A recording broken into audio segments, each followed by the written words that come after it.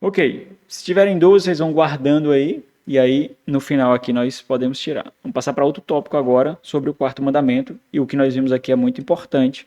Então, qual é a relação do quarto mandamento? Criação e consumação. Esse desenvolvimento não pode ser uma ruptura. Criação, intenção, que não foi frustrada, consumação, estabelecimento da intenção de Deus. O desenvolvimento disso, o que está aqui no meio, não pode ser uma ruptura.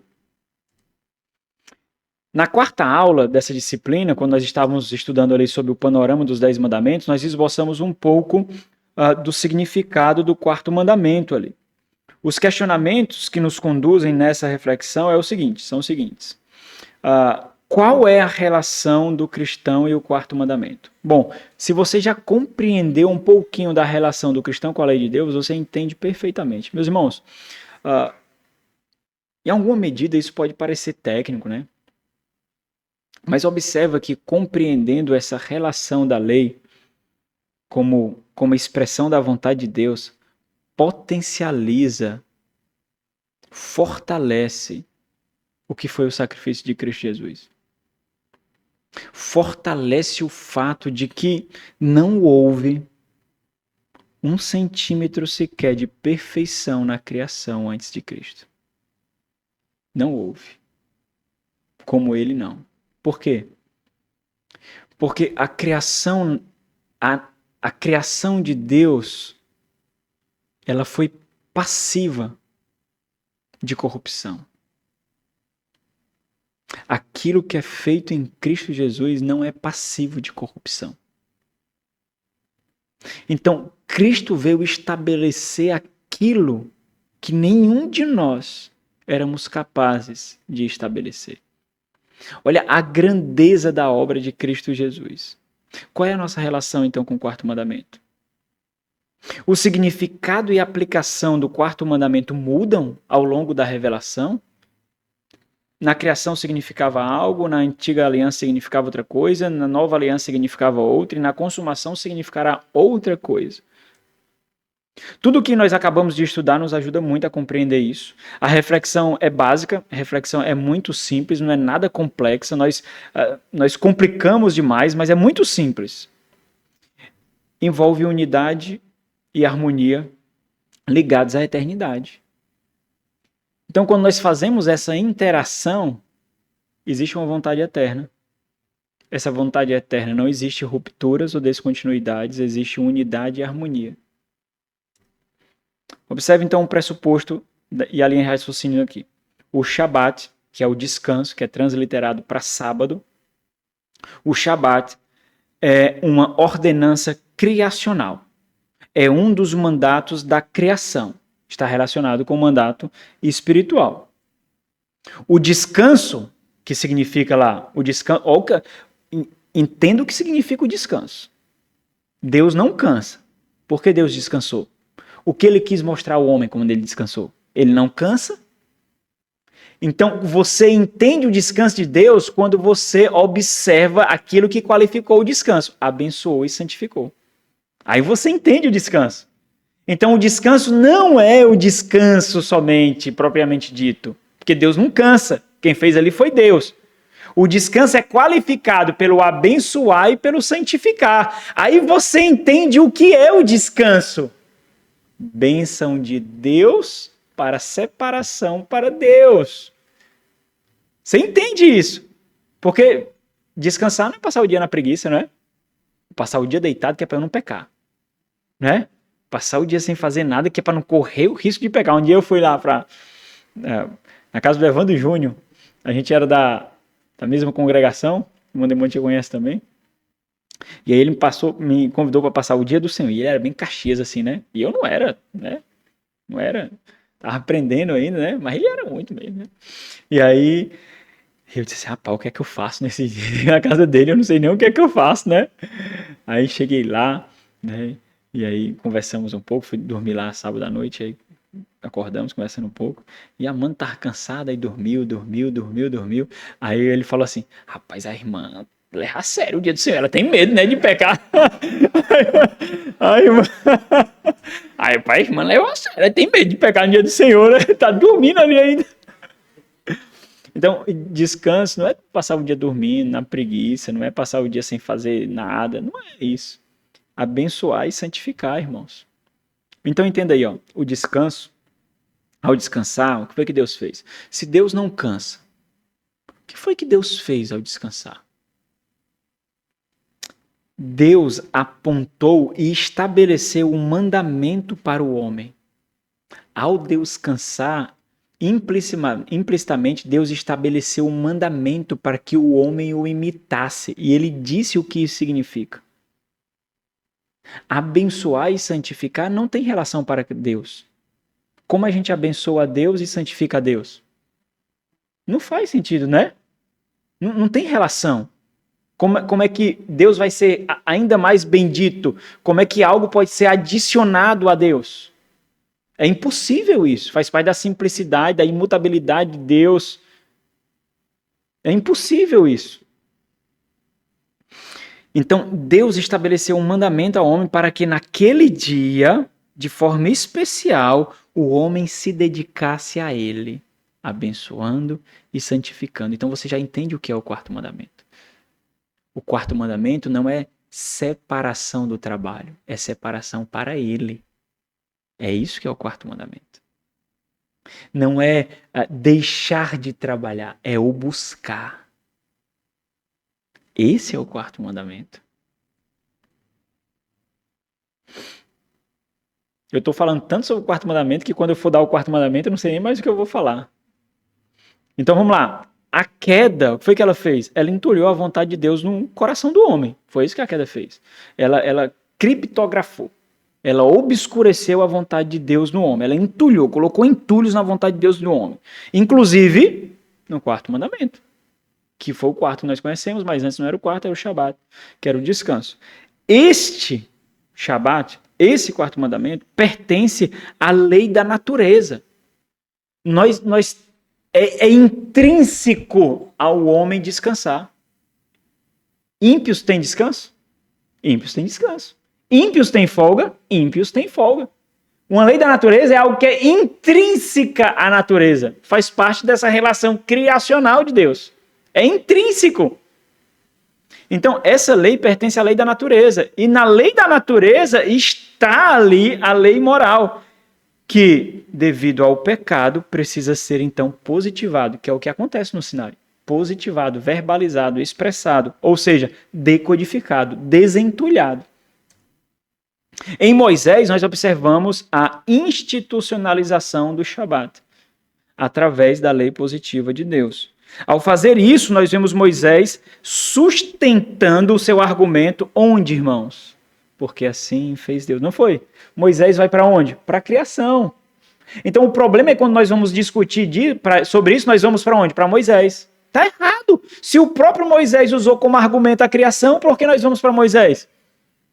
Nós vamos para a fonte primária, que é a criação, não foi isso? Êxodo 20, versículo 8 diz assim: lembra-te do dia de Shabat, lembra-te do dia de sábado, para santificar. Olha aqui. Então, observe que não é um preceito simplesmente com aspectos negativos, né? Lembra do dia de sábado para não trabalhar. Lembra do dia de sábado para o santificar. E ele vai dizer, observa, o pressuposto dele é a criação, por isso que ele desenvolveu essa parte azul que eu coloquei. Ele só desenvolveu essa parte azul aplicando o que ele sabia da criação. E farás toda a tua obra. Mas o sétimo dia é o sábado do Senhor, teu Deus. Não farás nenhum trabalho, nem tu, nem o teu filho, nem a tua filha, nem o teu servo, nem a tua serva, nem o teu animal, nem o forasteiro das tuas portas para dentro. Por que não farás isso? Por quê? Porque em 6 dias fez o Senhor os céus e a terra, o mar e tudo que neles há. E ao 7º dia descansou, abençoou, santificou. Por isso, o Senhor abençoou o dia de sábado e o santificou. Significa o quê? Esse é meu. Inteiramente. Não compartilhará as suas devoções com nenhum outro, nem estudo, nem trabalho. É pecado estudar domingo. É pecado. É pecado trabalhar domingo. Pecado. As suas faculdades serão minhas. O seu coração será meu. Meu. Dedicarás a mim. Leitura bíblica, oração, culto doméstico, exercício de misericórdia com os irmãos, minha. É por isso que isso é um sinal de que nós somos do Senhor. Vejo que, ao estabelecer a lei do descanso no dia do Senhor, o Shabat, usando como sustentação o ato criacional de Deus, Moisés está destacando a perpetuidade dessa lei. Olha como é interessante. Como intenção eternamente intencionada por Deus. Ou seja, um lembrete e exercício de devoção e dedicação ao Senhor. Aquilo que foi intencionado na criação não permanece na criação. Por isso que agora estava sendo positivado, adicionado aquele código sinaítico. Em Cristo Jesus, então, por ser ele aquele que estabeleceria perfeitamente a vontade do Pai, essa lei não é abolida. Por quê? Porque é eterna. Porque é perpétua, mas ela é cumprida, oferecendo um meio de descanso e consagração perfeitos a Deus, que é isso que significa abençoar, santificar. Dessa forma, o Senhor Jesus é o nosso descanso.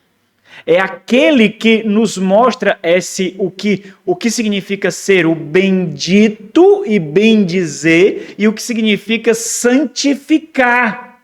Ele é essa expressão de descanso.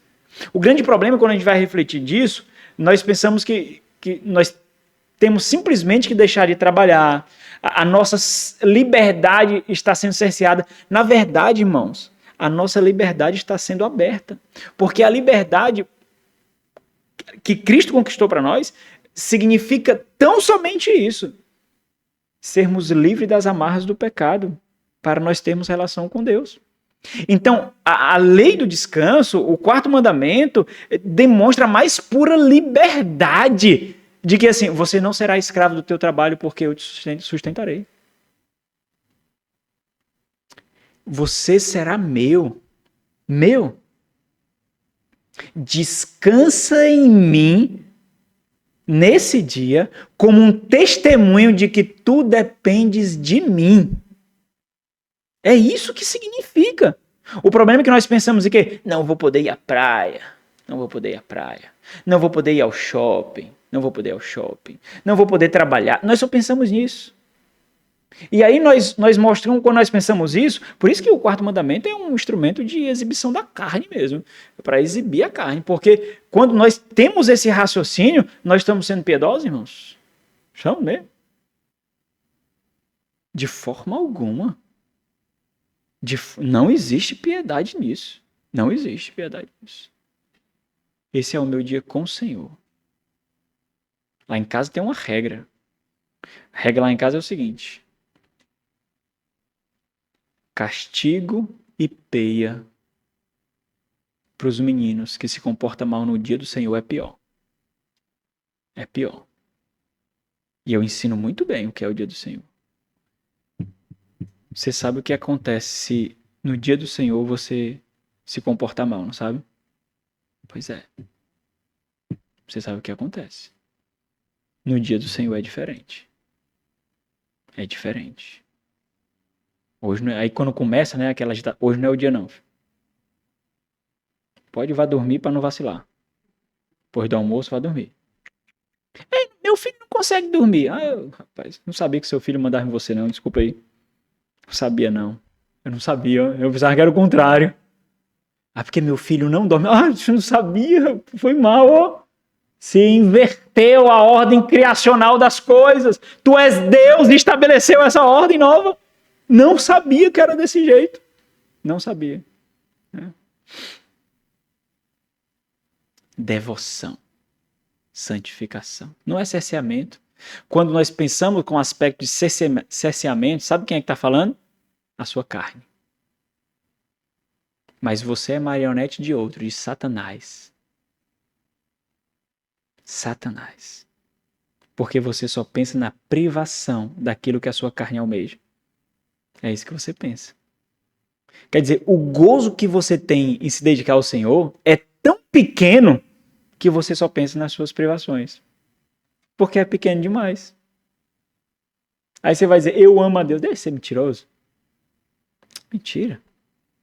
Mentira, mentira, mentira, mentira. Você não exibe isso. Eu tento ver esse amor, você não exibe. Como é que eu vou ver?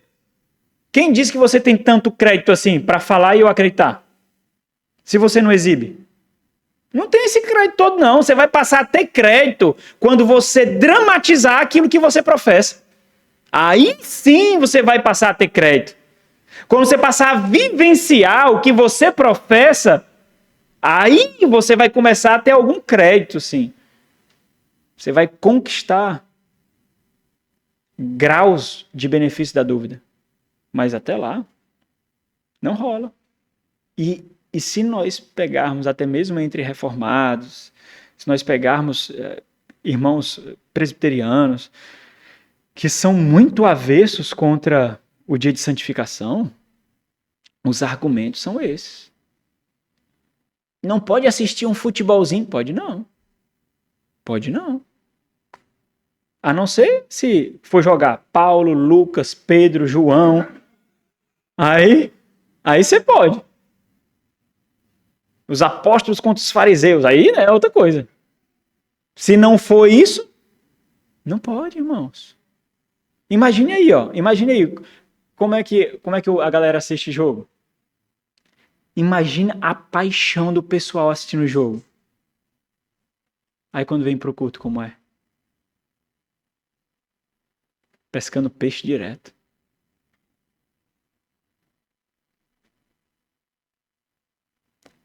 Olha, isso é uma prova desgraçada contra você no inferno.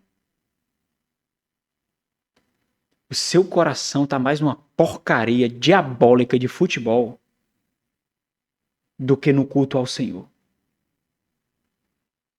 É inacreditável imaginar que um crente faça isso. Eu não consigo, eu realmente não consigo. O meu pudor espiritual não permite isso. Não permite.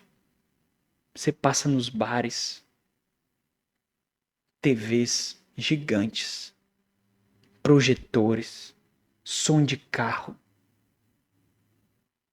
camisas sendo vestidas. E aquela torcida apaixonante. Não! Olha aí!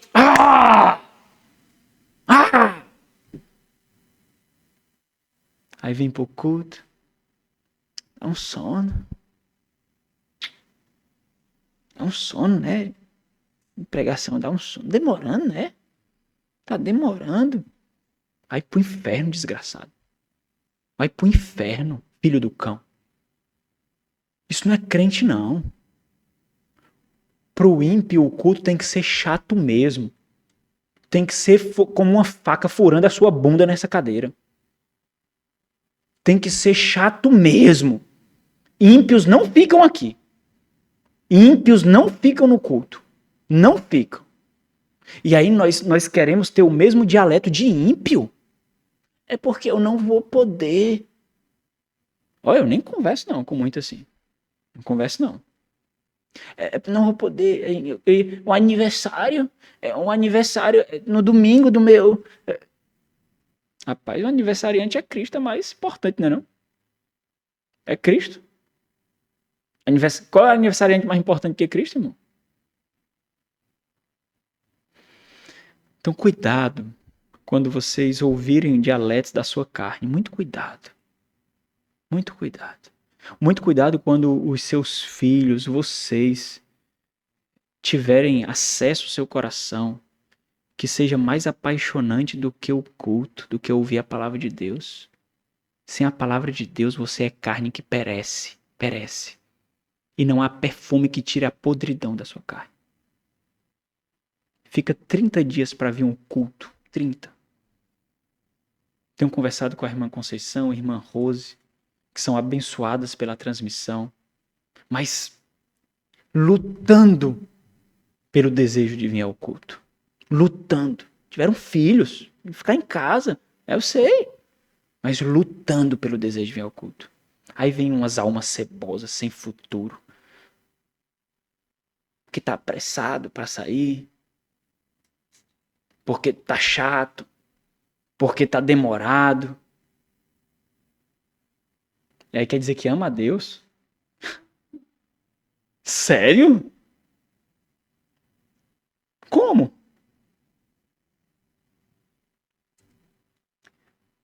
Liberdade. Quarto mandamento. Não cerceamento. Liberdade. Hebreus capítulo 4 enfatiza que o dia de descanso da criação, que é observado por toda a revelação, é o dia de profundo e intenso desfrute de Deus. É por isso que ele faz o paralelo daquilo que nós teremos, né? Comunhão com Deus. É isso que significa o descanso. Comunhão com Deus. E isso é cerceamento, irmãos? É privação isso? Não. Liberdade. Ficou um pouco desconfigurado, mas deixa eu ler aqui. Por isso, apenas em Cristo nós podemos desfrutar fielmente desse dia.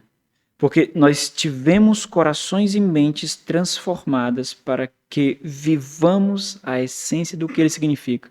Qual é a essência dele? Abençoar e santificar. Comunhão com Deus. Essa é a essência.